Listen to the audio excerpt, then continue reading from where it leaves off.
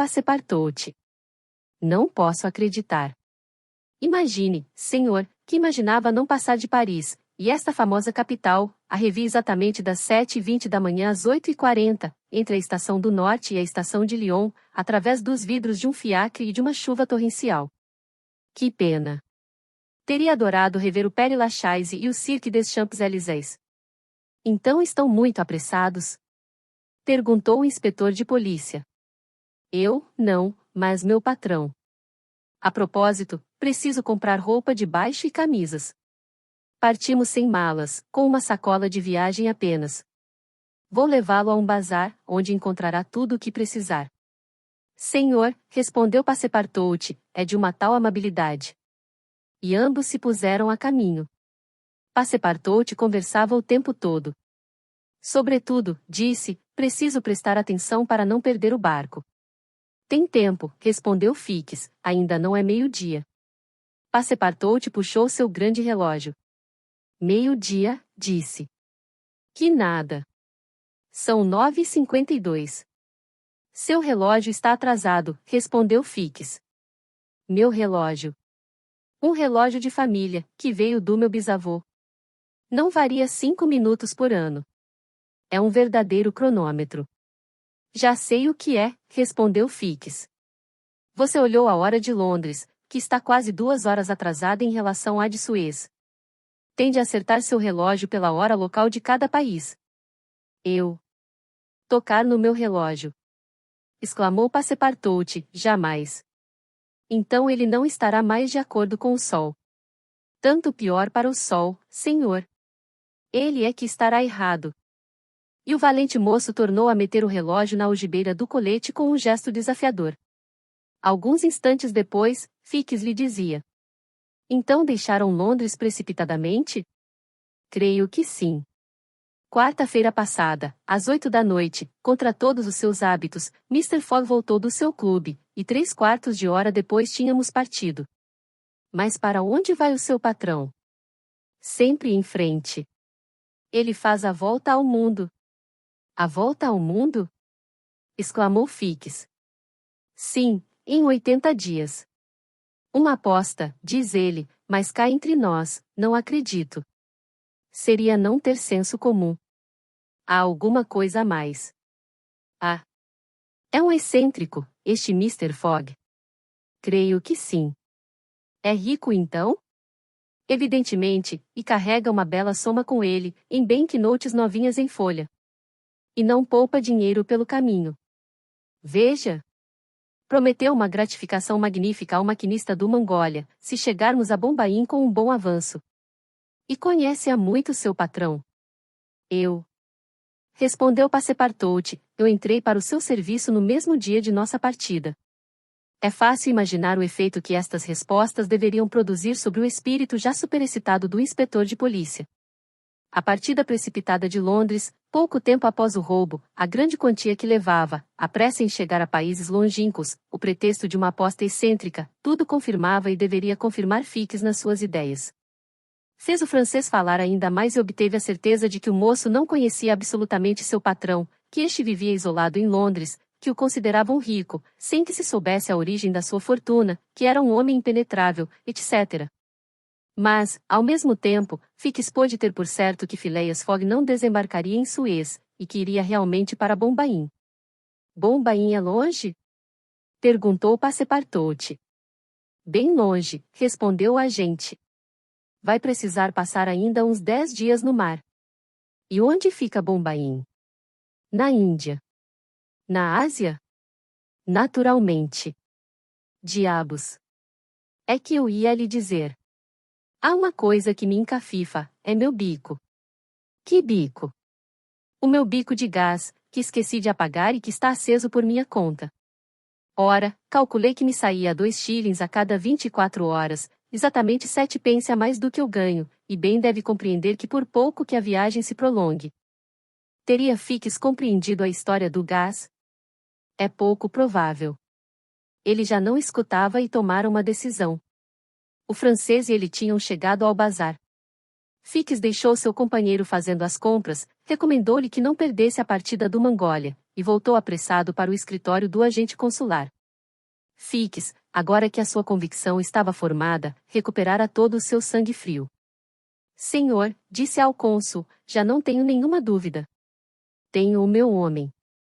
Ele se faz passar por um excêntrico que quer fazer a volta ao mundo em 80 dias. Então é um espertalhão, respondeu o cônsul, e conta voltar a Londres, depois de ter despistado todas as polícias de 2 continentes. Isso é que haveremos de ver, respondeu Fix. Mas não se engana? Perguntou-lhe mais uma vez o cônsul. Não me engano. Então, por que é que esse ladrão teve interesse em fazer constatar por um visto sua passagem por Suez? Por quê? Não sei não, senhor cônsul, respondeu o detetive, mas ouça-me. E, em poucas palavras, relatou os pontos principais da sua conversa com o criado do dito Fogg. Com efeito, disse o cônsul, todas as presunções são contra esse homem. E o que vai fazer? Expedir um despacho para Londres com o pedido insistente de que me mandem um mandado de prisão para Bombaim, embarcar no Mongólia, vigiar o meu ladrão até as Índias, e ali, naquela terra inglesa, chegar-me a ele polidamente, meu mandado de prisão na mão e a mão sobre seu ombro. Estas palavras pronunciadas friamente, o agente despediu-se do cônsul e dirigiu-se à agência telegráfica. Dali enviou ao diretor da Polícia Metropolitana o despacho que já conhecemos. Um quarto de hora depois, Fix, com a sua pequena bagagem na mão, bem munida de dinheiro, aliás, embarcava a bordo do Mongólia, e logo o rápido paquete corria a todo vapor sobre as águas do Mar Vermelho. Capítulo 9. A distância entre Suez e Aden é exatamente de 310 milhas, e o regulamento da companhia concede aos seus paquetes um prazo de 138 horas para percorrer. O Mongólia, cujos fogos estavam ativamente atiçados, andava de modo a antecipar a chegada regulamentar. A maioria dos passageiros embarcados em Brindisi tinham quase todos a Índia por destino. Uns dirigiam-se a Bombaim, outros a Calcutá, mas via Bombaim, porque desde que uma linha férrea atravessa em toda a sua largura a Península Indiana, não é mais necessário dobrar a ponta de Ceilão. Entre estes passageiros do Mongólia, contavam-se diversos funcionários civis e oficiais de todas as graduações. Destes, uns pertenciam ao exército britânico propriamente dito, outros comandavam as tropas indígenas dos cipaios, todos bem pagos, mesmo atualmente quando o governo assumirá os direitos e os encargos da antiga Companhia das Índias, subtenentes a 7.000 francos, brigadeiros a 60.000 e generais a 100.000. O pagamento dos funcionários civis é ainda mais elevado. Os simples assistentes, no primeiro grau da hierarquia, recebem 12.000 francos, os juízes, 60.000 F, os presidentes de corte, 250.000 F, os governadores, 300.000 F, e o governador-geral, mais de 600.000 F. Vivia-se, portanto, bem a bordo do Mongólia, nesta sociedade de funcionários, aos quais se misturavam alguns jovens ingleses, que, com o seu milhão no bolso, iam fundar ao longe estabelecimentos comerciais. O Purser, o homem de confiança da companhia, o igual do capitão do navio, fazia as coisas suntuosamente. No café da manhã, no almoço das 2, no lanche das 5:30 e no jantar das 8, as mesas vergavam sob os pratos de carne fresca e das iguarias fornecidas pela dispensa do paquete. As passageiras, havia algumas, mudavam de toilette 2 vezes por dia. Tocava-se música, dançava-se até, quando o mar o permitia. Mas o Mar Vermelho é muito caprichoso e frequentemente mau, como todos os golfos estreitos e compridos. Quando o vento soprava quer da costa da Ásia, quer da costa da África, o Mongólia, longa fuselagem a hélice, pego pelo vento nas laterais, balançava de um modo apavorante. Então as damas desapareciam, os pianos se calavam, cantos e danças cessavam ao mesmo tempo. E contudo, apesar do vendaval, apesar da vaga, o paquete, impelido por sua máquina poderosa, corria célere em direção ao estreito de Bab el-Mandeb. Que fazia Phileas Fogg durante este tempo? Poderiam julgar que, sempre inquieto e ansioso, se preocupava com as mudanças de vento prejudiciais ao andamento do navio, com o embate desordenado das ondas que poderiam ocasionar um acidente à máquina, enfim com todas as avarias possíveis que, obrigando o Mongólia a atracar em algum porto, comprometessem sua viagem? Que nada, ou pelo menos, se este gentleman pensava em tais eventualidades, nem deixava transparecer. Era sempre o homem impassível, o membro imperturbável do Reform Club, a quem nenhum incidente ou acidente poderia surpreender. Não parecia mais emocionado do que os cronômetros do navio. Era raramente visto sobre o convés. Não se importava a mínima em observar este mar vermelho, tão fecundo em recordações, teatro das primeiras cenas históricas da humanidade. Não vinha reconhecer as curiosas cidades semeadas em suas bordas, e das quais a pitoresca silhueta se descortinava algumas vezes no horizonte. Nem sequer sonhava com os perigos deste golfo arábico, do qual os antigos, Estrabão, Arrien, Artemidoro, Edrisi, sempre falaram com assombro, e no qual os navegadores não se aventuravam jamais em outros tempos sem antes ter consagrado sua viagem por sacrifícios propiciatórios. O que fazia, pois, este excêntrico, aprisionado no Mongólia? Em primeiro lugar, fazia suas 4 refeições diárias, sem que nunca o balanço ou a arfagem pudessem desarranjar uma máquina tão maravilhosamente organizada. Depois jogava viste. Sim. Ele tinha encontrado parceiros, tão ardorosos quanto ele, um coletor de impostos que se dirigia ao seu posto em Goa, um ministro, o reverendo Decimus Smith, que regressava a Bombaim, e um general de brigada do exército inglês, que retornava ao seu corpo em Benares. Estes 3 passageiros tinham pelo visto a mesma paixão que Mr. Fogg, e jogavam por horas inteiras, não menos silenciosamente do que ele. Quanto a Passepartout, o mal do mar não tinha nenhum efeito sobre ele. Ocupava uma cabina de frente e comia, ele também, conscienciosamente. É preciso dizer que, decididamente, a viagem, feita em tais condições, não lhe desagradava. Tirava partido dela. Bem nutrido, bem alojado, via países e ademais afirmava a si próprio que toda esta fantasia acabaria em Bombaim. No dia seguinte ao da partida de Suez, 10 de outubro, não foi sem certo prazer que reencontrou sobre a coberta o obsequioso personagem a quem tinha se dirigido ao desembarcar no Egito. Não me engano, disse, abordando-o com seu mais amável sorriso, não foi o senhor, quem tão generosamente me serviu de guia em Suez? Realmente, respondeu o detetive, reconheço-o.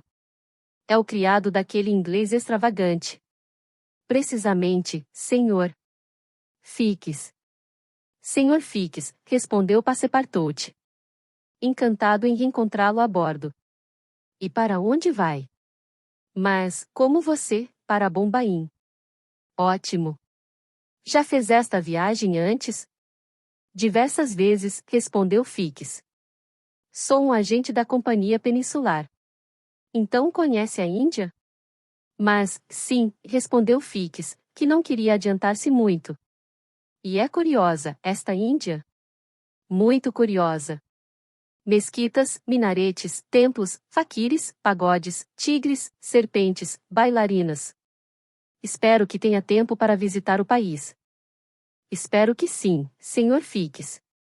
Bem compreende que não é permitido a um homem são de espírito passar a vida saltando de um paquete para uma estrada de ferro, e de uma estrada de ferro para um paquete, sob pretexto de fazer a volta ao mundo em 80 dias. Não. Toda esta ginástica cessará em Bombaim, nem duvide disso. E Mr. Fogg passa bem? Perguntou Fix com o tom de voz mais natural do mundo. Muito bem, Sr. Fix, muito bem. Eu também, a propósito. Como um ogro que tivesse jejuado. É o ar do mar. E o seu patrão, não o vejo nunca no convés. Jamais. Ele não é curioso. Sabe, Sr. Passepartout, esta pretensa viagem em 80 dias bem que poderia ocultar uma missão secreta, uma missão diplomática, por exemplo. Palavra, Sr. Fix, não sei de nada, juro, e, na verdade, não daria meia coroa para saber. Desde este reencontro, Passepartout e Fix conversaram muitas vezes. O inspetor de polícia tinha interesse em ficar íntimo do criado do Sr. Fogg. Poderia lhe ser útil. Por isso oferecia-lhe com frequência, no bar-room do Mongólia, alguns copos de uísque ou de paliale, que o bom moço aceitava sem cerimônia e que até retribuía para não ficar para trás, achava, pois, este Fix um gentleman muito simpático. Enquanto isso o paquete avançava rapidamente. A 13, avistaram Moca, que apareceu com seu cinturão de muralhas em ruínas, por sobre as quais se destacavam algumas tamareiras verdejantes. Ao longe, nas montanhas, estendiam-se vastos campos de cafezais. Passepartout ficou entusiasmado ao contemplar esta cidade célebre, e até achou que, com estes muros circulares e um forte desmantelado em formato de ança, parecia uma enorme meia-taça. Durante a noite seguinte, o Mongólia franqueou o estreito de Bab el-Mandeb, cujo nome árabe significa Porta das Lágrimas, e no dia seguinte, 14, fazia escala em Shamir Point, a noroeste da enseada de Aden. Era aí que ele deveria refazer suas provisões de combustível. É questão séria e importante a alimentação da fornalha dos paquetes a tais distâncias dos centros de produção. Só para a Companhia Peninsular, é uma despesa anual que monta 800 mil libras, 20 milhões de francos. Foi preciso, com efeito, estabelecer depósitos em diversos portos, e, nestes mares longínquos, o carvão sai por 80 francos a tonelada. O Mongólia tinha ainda 650 milhas pela frente antes de chegar a Bombaim, e deveria demorar-se 4 horas em Shamir Point, para encher seus paióis.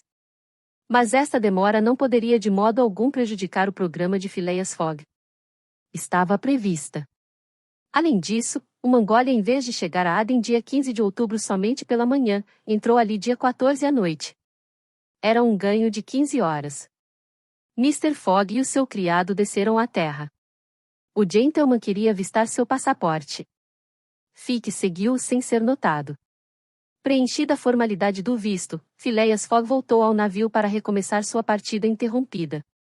Passepartout, flanou, segundo seu costume, por entre essa população de somalis, banianos, parsis, judeus, árabes, europeus, que compunham os 25 mil habitantes de Aden. Admirou as fortificações que fazem desta cidade o Gibraltar do Mar das Índias, e as magníficas cisternas nas quais ainda trabalhavam os engenheiros ingleses, 2000 anos depois dos engenheiros do rei Salomão. Muito curioso, dizia consigo Passepartout voltando para bordo. Estou percebendo que não é inútil viajar, se quisermos ver coisas novas. Às 6 horas da tarde, o Mongólia revolvia com as pás de sua hélice as águas da enseada de Aden e pouco depois corria sobre o Mar das Índias. Concedia-se-lhe 68 horas para fazer o trajeto entre Aden e Bombaim. Além disso, o mar Indiano lhe foi favorável. O vento conservava-se no noroeste. As velas vieram em auxílio do vapor. O navio, melhor apoiado, balançou menos. As passageiras com toiletes frescas reapareceram sobre o coberta. Os cantos e as danças recomeçaram. A viagem realizou-se, portanto, nas melhores condições. Passepartout estava encantado com o amável companheiro que o acaso lhe tinha procurado na pessoa de Fix. No domingo 20 de outubro, por volta do meio-dia, avistou-se a costa indiana. 2 horas depois, o piloto subia a bordo do Mongólia. No horizonte, um segundo plano de colinas perfilava-se harmoniosamente sobre o fundo do céu. Logo os rentes de palmeiras que ocultam a cidade destacaram-se vivamente. O paquete penetrou nesta enseada formada pelas ilhas Salsette, Colaba, Elefanta, Bacher, e às 4h30 acostava no cais de Bombaim. Phileas Fogg acabava então a sua 33ª partida do dia, e seu parceiro e ele, graças a uma manobra audaciosa, tendo feito as 13 vasas, terminaram esta bela travessia com um grande slam admirável. O Mongólia só deveria chegar em 22 de outubro a Bombaim. Ora, chegava dia 20, um ganho de 2 dias, que Phileas Fogg anotou metodicamente em seu roteiro na coluna dos lucros. Capítulo 10. Ninguém ignora que a Índia, esse grande triângulo cuja base está ao norte e aponta ao sul, compreende uma superfície de 1.400.000 milhas quadradas, sobre a qual se acha desigualmente distribuída uma população de 180 milhões de habitantes. O governo britânico exerce uma dominação real sobre certa parte deste imenso país. Mantém um governador-geral em Calcutá, governadores em Madras, em Bombaim, em Bengala, e um vice-governador em Agra. Mas a Índia inglesa propriamente dita só conta com uma superfície de 700.000 milhas quadradas e uma população de 100 a 110 milhões de habitantes. Basta dizer que uma importante parte do território escapa ainda da autoridade da rainha, e, com efeito, junto a certos rajás do interior, ferozes e terríveis, a independência hindu é ainda absoluta. Desde 1756, época em que foi fundado o primeiro estabelecimento inglês no local hoje ocupado pela cidade de Madras, até o ano em que eclodiu a grande insurreição dos cipaios, a célebre Companhia das Índias foi toda poderosa. Anexou pouco a pouco as diversas províncias, compradas aos rajás em troca de rendimentos que pagava mal, ou não pagava, nomeava o seu governador-geral e todos os seus empregados civis ou militares, mas presentemente ela não existe mais, e as possessões inglesas da Índia dependem diretamente da coroa. Também o aspecto, os costumes, as divisões etnográficas da península tendem a se modificar a cada dia. Antigamente viajava-se ali por todos os antigos meios de transporte, a pé, a cavalo, de charrete, em palanquim, às costas de homens, de carruagem, etc. Atualmente, barcos a vapor percorrem a grande velocidade o Indo, o Ganges, e uma estrada de ferro, que atravessa a Índia em toda a sua extensão ramificando-se em seu trajeto, põe Bombaim a 3 dias apenas de Calcutá. O traçado desta estrada de ferro não segue a linha reta através da Índia. A distância a voo de pássaro é de somente 1.000 a 1.100 milhas, e trens, animados de velocidade apenas média, não gastariam 3 dias para percorrê-la, mas esta extensão é aumentada num terço pelo menos, com a corda que a via férrea descreve subindo até Allahabad, no norte da península. Eis, resumidamente, o traçado do Great Indian Peninsular Railway. Partindo da ilha de Bombaim, atravessa Salsette, salta sobre o continente em frente de Tana, franqueia a cadeia dos Ghats ocidentais, corta para nordeste até Burhanpur, serpenteia o território quase independente do Bundelkhand, eleva-se até Allahabad, desvia-se para leste, reencontra o Ganges em Benares, afasta-se ligeiramente dele, e, tornando a descer para o sudeste por Burdiva e pela cidade francesa de Chanderganur, estabelece seu ponto inicial em Calcutá. Foi às 4:30 da tarde que os passageiros do Mongolia tinham desembarcado em Bombaim, e o trem de Calcutá partiria às 8 em ponto. Mr. Fogg despediu-se, portanto, dos seus parceiros, deixou o paquete, deu a seu criado a relação de algumas compras a fazer, recomendou-lhe expressamente que se achasse antes das 8 na estação, e, com o seu passo regular que marcava os segundos como o pêndulo de um relógio astronômico, dirigiu-se para a repartição dos passaportes. Assim pois, das maravilhas de Bombaim, nem sonhava ver coisa alguma, nem o hotel da cidade, nem a magnífica biblioteca, nem os fortes, nem as docas, nem o mercado de algodão, nem os bazares, nem as mesquitas, nem as sinagogas, nem as igrejas armênias, nem o esplêndido pagode de Malebar Hill, ornado com 2 torres polígonas. Não contemplaria nem as obras-primas de Elefanta, nem seus misteriosos hipogeus, ocultos a sueste da enseada, nem as grutas canheriam da ilha Salsette, esses admiráveis restos da arquitetura budista. Não. Nada.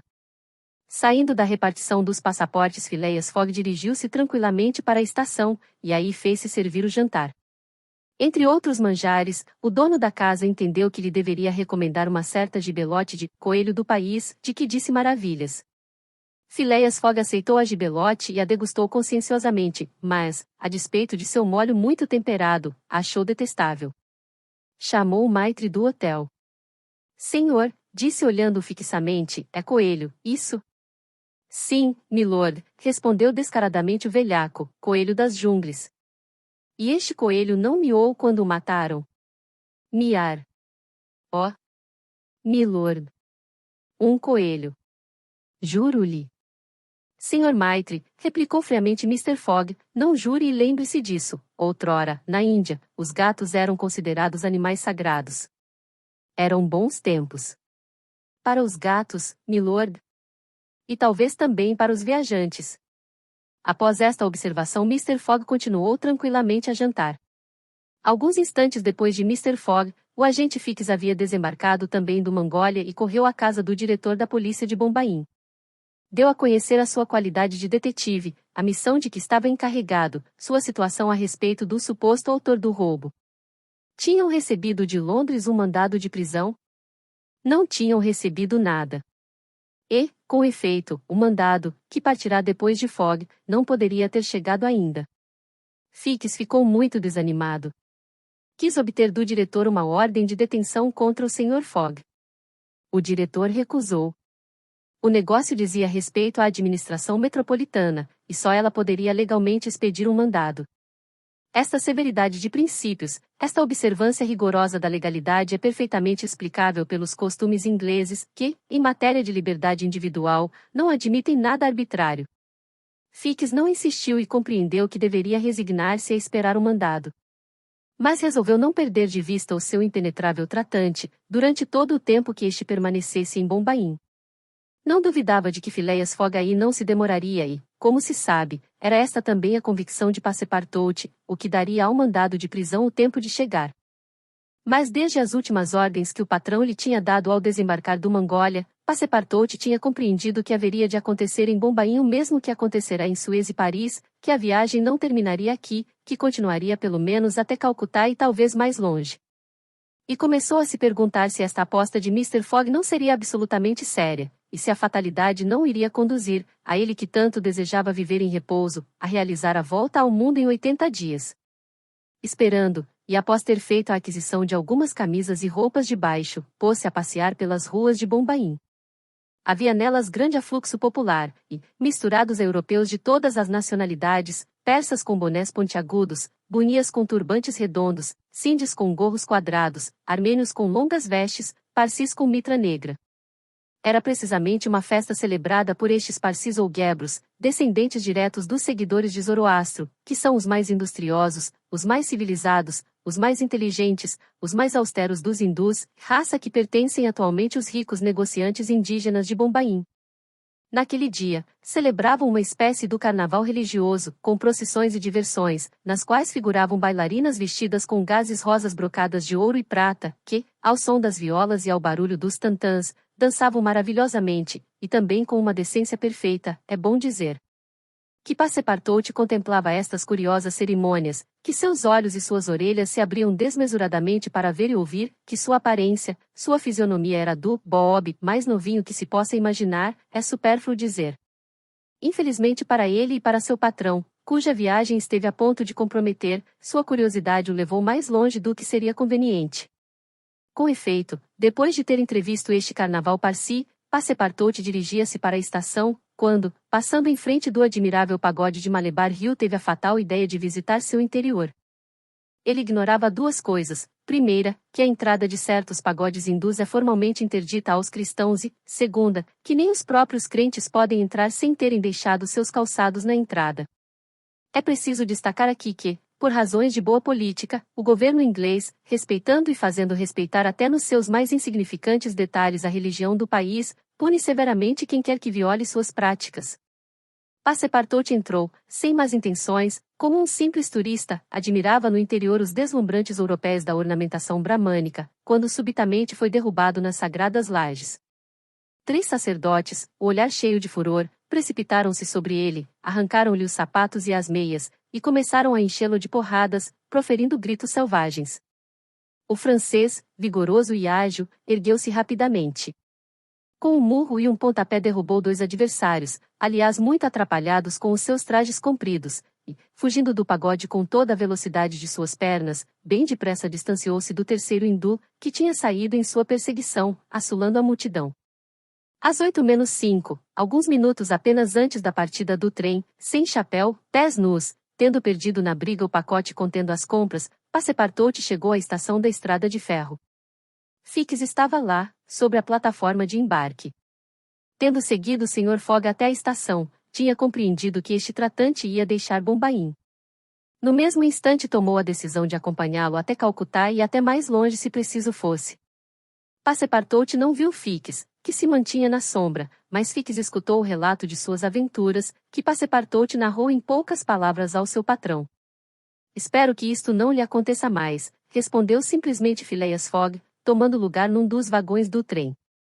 O pobre moço, descalço e todo decomposto, seguiu seu patrão sem dizer palavra. Fix ia subindo em um vagão separado, quando um pensamento o fez parar e modificou subitamente seu projeto de partida. Não, fico, disse-se ele. Um delito cometido em território indiano, tenho o meu homem. Neste momento a locomotiva lançou um vigoroso apito, e o trem desapareceu na noite. Capítulo 11. O trem tinha partido na hora regulamentar. Levava um certo número de viajantes, alguns oficiais, funcionários civis e negociantes de ópio e de índigo, cujo comércio os chamava para o lado oriental da península. Passepartout ocupava o mesmo compartimento de seu patrão. Um terceiro viajante achava-se alojado no canto oposto. Era o general de brigada, Sir Francis Cromarty, um dos parceiros de Mr. Fogg durante a travessia de Suez a Bombaim, que retornava às suas tropas aquarteladas perto de Benares. Sir Francis Cromarty, grande, louro, com aproximadamente 50 anos, que tinha se distinguido bastante durante a última revolta dos cipaios, poderia merecer verdadeiramente a qualificação de nativo. Desde sua juventude, habitava na Índia e raras vezes aparecerá no seu país natal. Era um homem instruído, que teria de bom grado dado lições sobre os costumes, a história e a organização do país hindu, se Phileas Fogg fosse de as pedir. Mas este gentleman não perguntava nada. Não viajava, descrevia uma circunferência. Era um corpo sólido, percorrendo uma órbita à volta do globo terrestre, seguindo as leis da mecânica racional. Neste momento, refazia em seu espírito o cálculo das horas gastas desde sua partida de Londres, e teria até esfregado as mãos, se estivesse na sua índole fazer um movimento inútil. Sir Francis Cromarty não tinha deixado de perceber a originalidade do seu companheiro de viagem, apesar de não o ter estudado senão com cartas na mão e entre dois Roberts. Estava por isso bem propenso a se perguntar se batia um coração humano sob aquele frio invólucro, se Phileas Fogg tinha uma alma sensível às belezas da natureza, às aspirações morais. Para ele, isso era discutível. Entre todas as pessoas extravagantes que o brigadeiro encontrara, nenhuma se comparava a este produto das ciências exatas. Phileas Fogg não ocultara de Sir Francis Cromarty o seu projeto de viagem em volta ao mundo, nem em que condições o realizava. O general de brigada não viu nesta aposta senão uma excentricidade sem finalidade útil e à qual faltava necessariamente o transire benefaciendo que deve guiar todo homem razoável. Pelo passo em que caminhava o bizarro gentleman, passaria evidentemente pela vida sem nada fazer, nem por si, nem pelos outros. Uma hora após ter deixado Bombaim, o trem, transpondo os viadutos, havia atravessado a ilha Salsette e corria sobre o continente.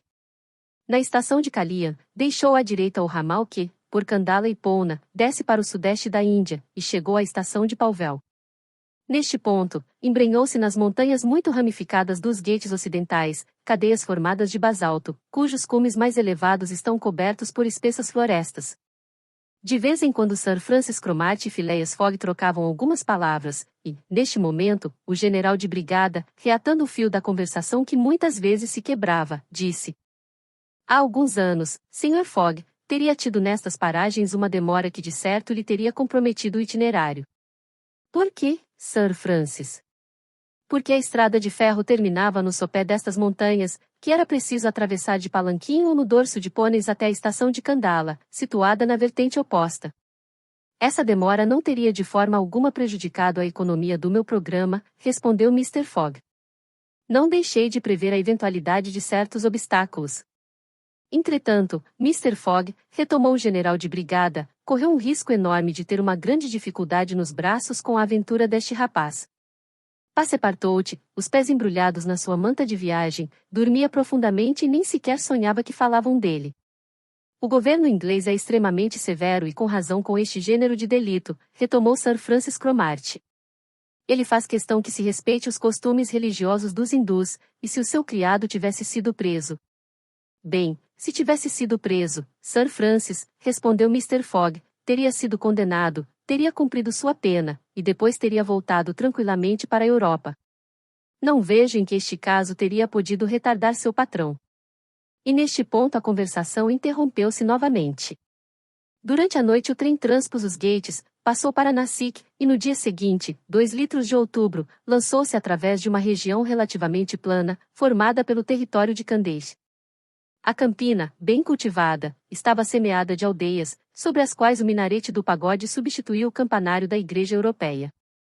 Numerosos riachos, a maioria afluentes ou subafluentes do Godavari, irrigavam esta região fértil. Passepartout, acordado, contemplava, e não podia acreditar que atravessava o país dos hindus num trem do Great Peninsular Railway. Parecia-lhe inverossímil. E contudo nada mais real. A locomotiva, dirigida pelo braço de um maquinista inglês e aquecida com carvão inglês, lançava sua fumaça sobre as plantações de algodão, de café, de noz moscada, de cravo e de pimenta. O vapor se contorcia em espirais ao redor de grupos de palmeiras, por entre os quais apareciam pitorescos bungalows, alguns viharis, espécie de monastérios abandonados, e templos maravilhosos que enriqueciam a inigualável ornamentação da arquitetura indiana. Depois, imensas extensões de terra se estendiam a perder de vista, jungles onde não faltavam nem as serpentes, nem os tigres espantados pelos apitos do trem, e, finalmente, florestas, sulcadas pelo traçado da via, ainda povoadas pelos elefantes que, com o olho pensativo, viam passar o comboio com sua cabeleira de fumaça. Durante esta manhã, além da estação de Maligaon, os viajantes atravessaram esse território funesto, que foi tantas vezes ensanguentado pelos seguidores da deusa Kali. Não muito longe levava-se Ellora e seus pagodes admiráveis, não longe a célebre Aurungabad, a capital do feroz Aurangzeb, presentemente simples capital de uma das províncias desmembradas do reino de Nizam. Era nesta província que Feringueia, o chefe dos Tugs, o rei dos estranguladores, exercia o seu domínio. Estes assassinos, unidos em uma associação misteriosa, estrangulavam, em honra da deusa da morte, vítimas de todas as idades, sem nunca derramarem sangue, e houve tempo em que não se podia revolver nenhum ponto deste solo sem se encontrar um cadáver. O governo inglês já conseguiu impedir tais mortes em uma proporção razoável, mas a temível associação ainda existe e continua a funcionar. Ao 12:30, o trem parou na estação de Burhanpur, e Passepartout pôde procurar a peso de ouro um par de babuchas, ornamentadas com pérolas falsas, que calçou com um sentimento de evidente vaidade. Os viajantes almoçaram rapidamente, e tornaram a partir para a estação de Assurgur, depois de terem por instantes costeado a margem do Tapti, pequeno rio que se vai lançar no Golfo de Cambay, perto de Surat. É oportuno dar a conhecer que pensamentos ocupavam então o espírito de Passepartout. Até sua chegada a Bombaim, tinha acreditado e pudera crer que ficariam por ali. Mas agora, desde que corria a todo vapor através da Índia, uma reviravolta se dera em seu espírito. Sua natureza lhe retornava a galope. Reencontrava as ideias fantasistas de sua juventude, levava a sério os projetos de seu patrão, acreditava na realidade da aposta, consequentemente nesta volta ao mundo e neste máximo de tempo, que era preciso não ultrapassar. Até já começava a ficar inquieto com os atrasos possíveis, com os acidentes que poderiam sobrevir no caminho. Sentia-se como que interessado nesta maluquice, e estremecia ao pensar de que tinha podido comprometê-la na véspera por sua imperdoável distração. Assim, muito menos fleumático do que Mr. Fogg, estava muito mais inquieto. Contava e recontava os dias decorridos, amaldiçoava as paradas do trem, acusava-o de lentidão, e censurava em teto Mr. Fogg por não ter prometido uma gratificação ao maquinista. Não sabia, o bom moço, que o que era possível nos paquetes, não era nas estradas de ferro, onde a velocidade está regulamentada. Ao cair da tarde, embrenharam-se nos desfiladeiros das montanhas de Sutpur, que separam o território do Candês do de Bundelco. No dia seguinte, 22 de outubro, a uma pergunta de Sir Francis Cromarty, Passepartout, tendo consultado seu relógio, respondeu que eram 3 da manhã. E, com efeito, este famoso relógio, sempre regulado pelo meridiano de Greenwich, que ficava quase a 77 graus a oeste, deveria estar atrasado, e efetivamente estava atrasado 4 horas. Sir Francis retificou portanto a hora dada por Passepartout, ao qual fez a mesma observação que este já tinha recebido de Fix. Tentou fazê-lo compreender que deveria acertar o relógio a cada novo meridiano, e que, como caminhavam constantemente para leste, isto é à frente do sol, os dias eram mais curtos na razão de tantas vezes 4 minutos quanto os graus percorridos. Foi inútil. Tenha o teimoso rapaz compreendido ou não a observação do general de brigada, obstinou-se em não adiantar seu relógio, que mantinha invariavelmente pela hora de Londres. Mania inocente, afinal, e que não poderia prejudicar ninguém. Às 8 da manhã, e a 15 milhas adiante da estação de Rotal, o trem parou no meio de uma vasta clareira, cercada de alguns bungalows e de cabanas de operários.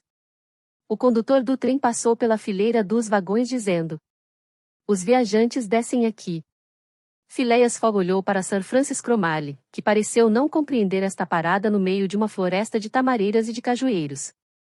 Passepartout, não menos surpreso, saltou para a via e voltou quase que imediatamente exclamando: "Senhor, não há mais estrada de ferro."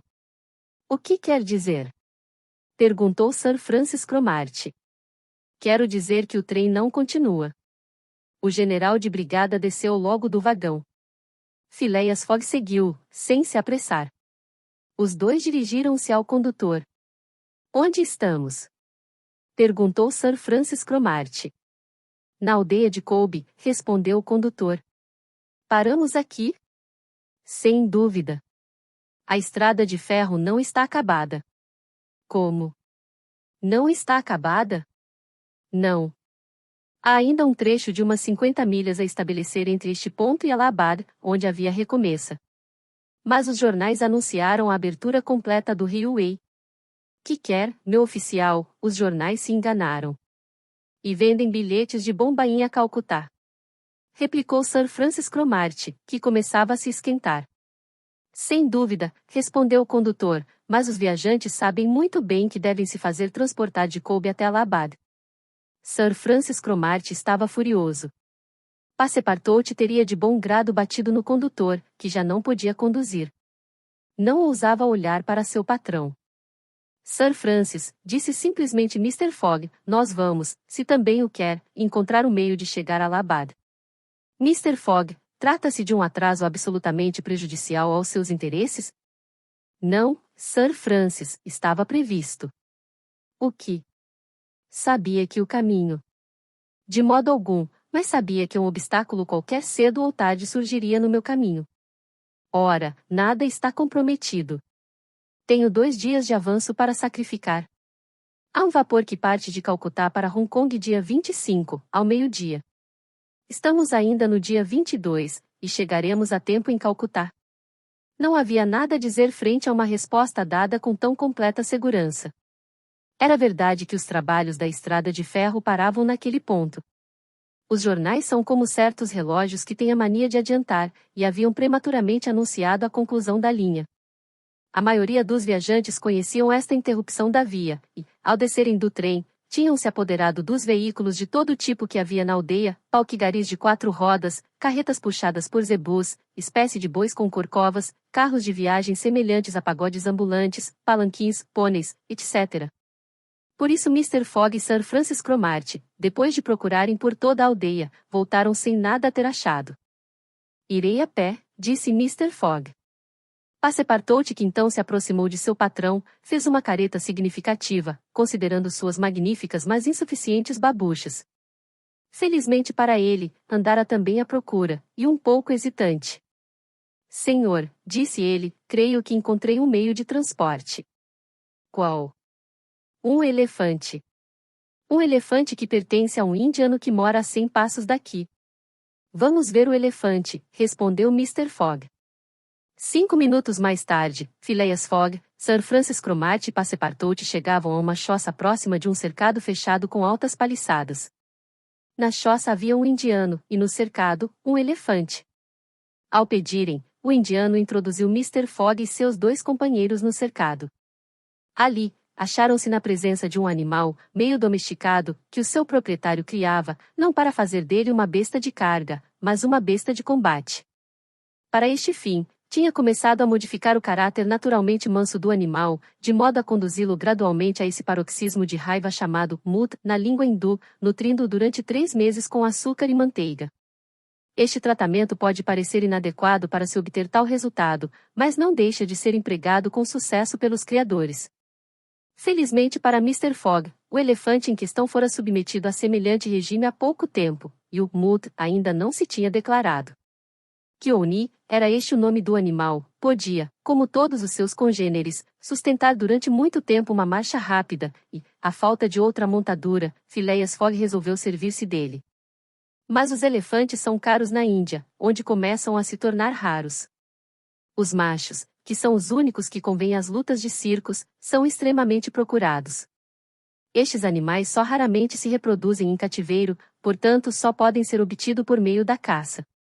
Por isso são objeto de cuidados extremos, e quando Mr. Fogg perguntou ao indiano se queria alugar seu elefante, o indiano recusou no ato.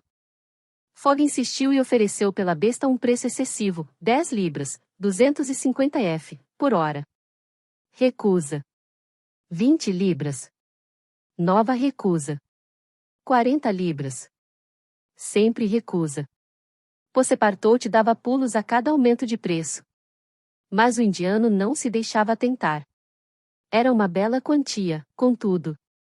Supondo-se que o elefante gastasse 15 horas até Allahabad, seriam 600 libras, 15.000 F, que renderia ao proprietário.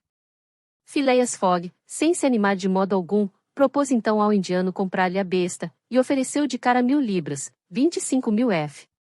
O indiano não queria vender. Talvez o velhaco farejasse algum negócio magnífico. Sir Francis Cromarty chamou Mr. Fogg à parte e pediu-lhe que refletisse antes de prosseguir. Phileas Fogg respondeu ao seu companheiro que não tinha por costume agir sem reflexão, que afinal de contas se tratava de uma aposta de 20.000 libras, que este elefante lhe era necessário, e que, mesmo que tivesse de pagar 20 vezes seu valor, teria este elefante. Mr. Fogg foi ter outra vez com o indiano, cujos olhos pequeninos, iluminados pela cobiça, deixavam perceber que para ele aquilo era apenas uma questão de preço. Phileas Fogg ofereceu sucessivamente 1.200 libras, depois 1.500, depois 1.800, afinal 2.000 libras, 50.000 F. Passepartout, tão corado normalmente, estava pálido de emoção. A 2.000 libras, o indiano se rendeu. Pelas minhas babuchas, exclamou Passepartout, isto é que é dar um bom preço à carne de elefante. Concluída a transação, só faltava arranjar um guia. Foi mais fácil. Um jovem Parsi, de fisionomia inteligente, ofereceu seus serviços. Mr. Fogg aceitou e prometeu-lhe uma boa remuneração, o que só poderia aumentar sua inteligência. O elefante foi trazido e equipado sem demora. O Parsi conhecia seu ofício de maout ou cornaca. Cobriu-lhe o lombo com uma espécie de tapete, e pôs-lhe de cada lado dos flancos uma espécie de cesto bem pouco confortáveis. Phileas Fogg pagou ao indianos com banknotes que foram extraídas da famosa sacola. Parecia realmente que eram retiradas das entranhas de Passepartout. Depois, Mr. Fogg ofereceu a Sir Francis Cromarty transportá-lo até a estação de Allahabad. O general de brigada aceitou. Um viajante a mais não era coisa que fatigasse o gigantesco animal. Víveres foram comprados em Kobe. Sir Francis Cromarty tomou lugar num dos cestos, Phileas Fogg no outro. Passepartout se pôs de cócoras no lombo, entre seu patrão e o general de brigada. O Parsi empoleirou-se no pescoço do elefante e às 9 horas o animal, deixando a aldeia, embrenhou-se na espessa floresta de palmeiras. Capítulo 12. O guia, para encurtar a distância a percorrer, deixou à sua direita o traçado da via cujos trabalhos estavam em execução. Este traçado, muito contrariado pelas caprichosas ramificações dos Montes Víndias, não seguia o caminho mais curto, que Phileas Fogg tinha interesse em tomar. O Parsi, muito familiarizado com os caminhos e as sendas daquela região, pretendia ganhar uma vintena de milhas cortando caminho pela floresta, e todos confiaram nele. Phileas Fogg e Sir Francis Cromarty, enfurnados até o pescoço em seus respectivos cestos, eram fortemente sacudidos pelo trote pesado do elefante, ao qual seu maoto imprimia um andamento rápido. Mas eles suportavam a situação com a mais britânicas das fleumas, conversando, porém, pouco, e mal se vendo um ao outro. Quanto a Passepartout, postado sobre o dorso da besta e diretamente submetido a golpes e contragolpes, cuidava, conforme uma recomendação de seu patrão, de não colocar a língua entre os dentes, senão ela seria cortada. O bom moço, às vezes arremessado para o pescoço do elefante, às vezes para a garupa, fazia volteios, como um clown sobre um trampolim. Mas se divertia, rindo entre os seus saltos de carpa, e, de tempo em tempo, tirava da sacola um pedaço de açúcar, que o inteligente Keone pegava com a extremidade da tromba, sem interromper por um momento seu trote regular. Depois de 2 horas de marcha, o guia parou o elefante e lhe deu 1 hora de repouso. O animal devorou ramos e arbustos, depois de ter matado a sede num charco próximo. Sir Francis Cromarty não se queixou desta parada. Estava quebrado. Mr. Fogg parecia sentir-se tão bem disposto como se tivesse acabado de sair de seu leito. Mas ele é de ferro, disse o general de brigada contemplando-o com admiração. De ferro forjado, respondeu Passepartout, entretido no preparo de um almoço sumário. Ao meio-dia, o guia deu o sinal de partida. A região tomou logo um aspecto muito selvagem. As grandes florestas sucederam-se moitas de tamarindos e de palmeiras anãs, depois vastas planícies áridas, eriçadas de arbustos magros e semeadas de grandes blocos de cienitos. Toda esta parte do Alto Bundelco, pouco frequentada por viajantes, é habitada por uma população fanática, endurecida nas práticas mais terríveis da religião hindu. A dominação dos ingleses não pôde se estabelecer regularmente sobre um território submetido à influência dos rajás, que eram difíceis de alcançar em seus inacessíveis refúgios dos Víndias. Várias vezes, avistaram bandos de índianos ferozes, que faziam um gesto de cólera ao verem passar o rápido quadrúpede. Entretanto, o Parsi os evitava tanto quanto possível, considerando-os como gente ruim de se encontrar. Poucos animais foram vistos durante esta jornada, apenas alguns macacos, que fugiam com 1000 contorções e caretas com as quais Passepartout se divertiu muito. Um pensamento entre muitos outros inquietava o moço. O que Mr. Fogg faria com o elefante, quando chegasse à estação de Allahabad? Levá-lo-ia? Impossível.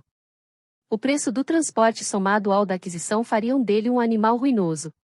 Vendê-lo-ia, restituir-lhe-ia a liberdade?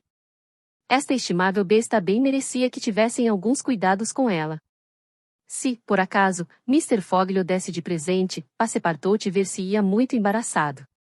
Isso não deixava de preocupá-lo. Às 8 horas da noite, a principal cadeia dos Víndias havia sido vencida, e os viajantes pararam ao pé da vertente setentrional, em um bungalow em ruínas. A distância percorrida durante esta jornada tinha sido de umas 25 milhas, e ainda faltava outro tanto para atingir a estação de Allahabad. A noite estava fria. No interior do bungalow, o Parsi acendeu um fogo com galhos secos, cujo calor foi muito apreciado. A ceia se compôs das provisões compradas em Kobe. Os viajantes comeram como pessoas fatigadas e moídas. A conversação, que começou por algumas frases entrecortadas, terminou bem depressa em roncos sonoros. O guia ficou vigiando perto de Kioni, que adormeceu em pé, apoiado no tronco de uma grande árvore.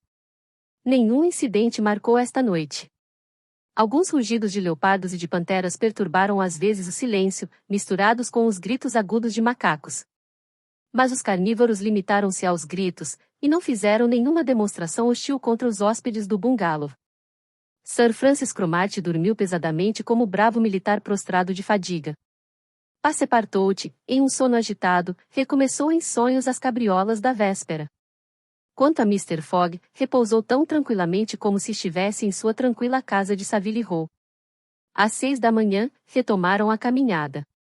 O guia esperava chegar à estação de Allahabad naquela mesma noite.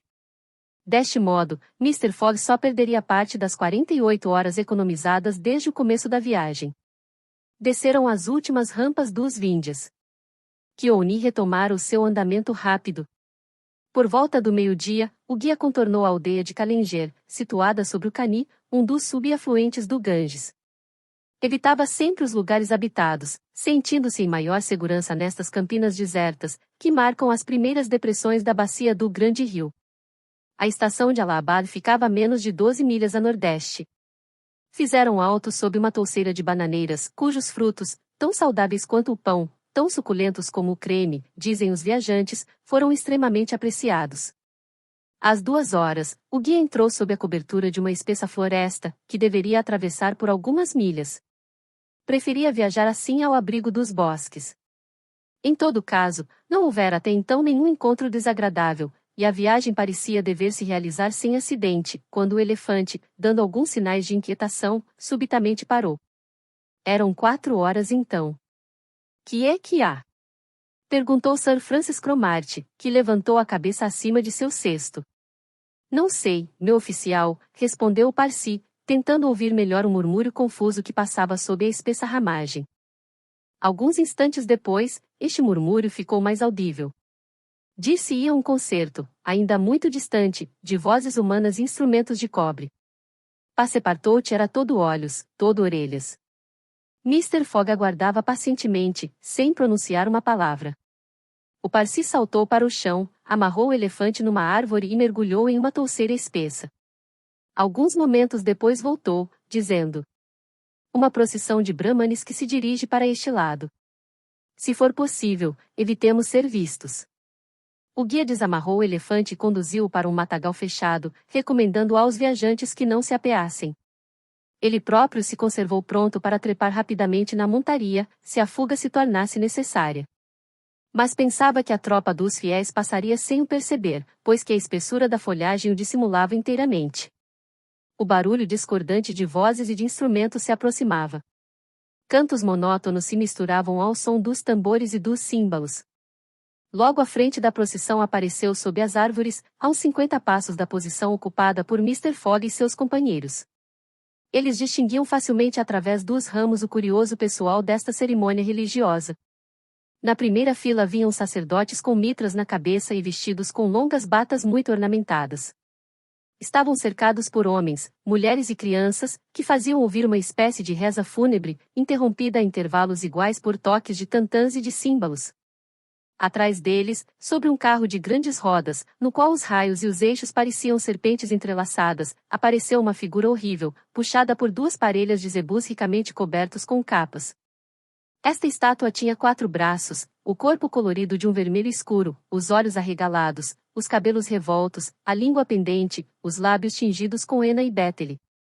Em seu pescoço enrolava-se um colar de cabeças de mortos, e em seus flancos um cinturão de mãos decepadas. Ela se mantinha em pé sobre um gigante caído ao qual faltava a cabeça. Sir Francis Cromarty reconheceu esta estátua. A deusa Kali, murmurou, a deusa do amor e da morte. Da morte, admito, mas do amor, jamais. Disse Passepartout. Mulher horrorosa. O Parsi fez sinal para que se calasse. Em volta da estátua agitava-se, contorcia-se, convulsionava-se um grupo de velhos faquires, pintados com listras ocre, cobertos de incisões cruciais que deixavam escapar seu sangue gota a gota, energúmenos estúpidos que, nas grandes cerimônias hindus, se precipitam ainda sob as rodas do carro de Jaggernaut. Atrás deles, alguns brahmanes, em toda a suntuosidade de seus trajes orientais, arrastavam uma mulher que mal conseguia ficar em pé. Esta mulher era jovem, branca como uma europeia.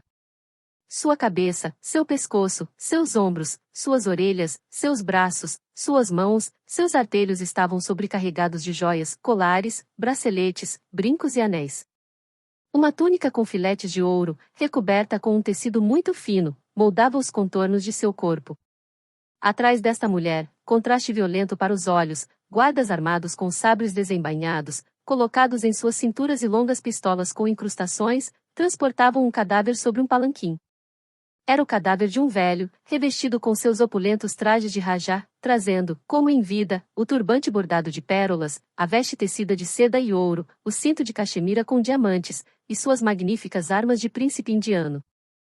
Depois os músicos e uma retaguarda de fanáticos, cujos gritos cobriam às vezes o ensurdecedor barulho dos instrumentos, fechavam o cortejo.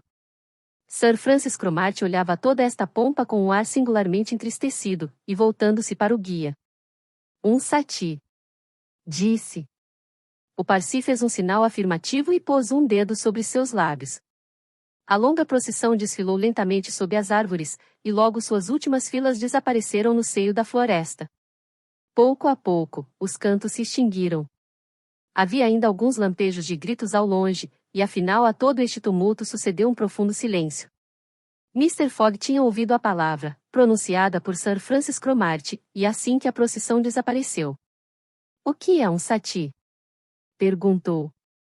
Um sati, Sr. Fogg, respondeu o general de brigada, é um sacrifício humano, mas um sacrifício voluntário.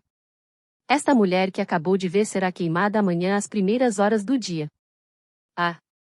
Malditos! Exclamou Passepartout, que não pôde conter este grito de indignação. E o cadáver? Perguntou Mr. Fogg. É o do príncipe, seu marido, respondeu o guia, um rajá independente do Bundelco. Como? Retomou Mr. Fogg, sem que sua voz traísse a menor emoção, estes costumes bárbaros subsistem na Índia e os ingleses não puderam destruí-los? Na maior parte da Índia, respondeu Sir Francis Cromarty, esses sacrifícios já não acontecem mais, mas não temos nenhuma influência nas regiões selvagens, e principalmente aqui no território do Bundelco. Toda a vertente setentrional dos Víndias é teatro de assassinatos e de pilhagens incessantes. Coitada! Murmurou Passepartout, queimada viva. Sim, continuou o general de brigada, queimada, e se não fosse, nem podem imaginar a que miserável condição se veria reduzida por seus próximos. Cortavam-lhe os cabelos, sustentavam-na apenas com alguns punhados de arroz, repeliam-na, seria considerada como uma criatura imunda e morreria em algum canto como um cão sarnento.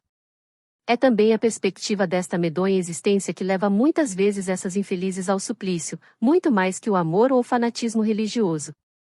Às vezes, contudo, o sacrifício é realmente voluntário, e é necessária a intervenção enérgica do governo para o impedir. Assim, há alguns anos, eu residia em Bombaim, quando uma jovem viúva veio pedir ao governador autorização para se queimar viva com o corpo do marido. Como podem imaginar, o governador recusou. Então a viúva deixou a cidade, refugiou-se junto a um rajá independente, e lá consumou seu sacrifício. Durante a narrativa do general de brigada, o guia sacudia a cabeça, e, quando o relato acabou, o sacrifício que acontecerá amanhã ao nascer do dia não é voluntário, disse. Como sabe? É uma história que todo mundo conhece no Bundelco, respondeu o guia.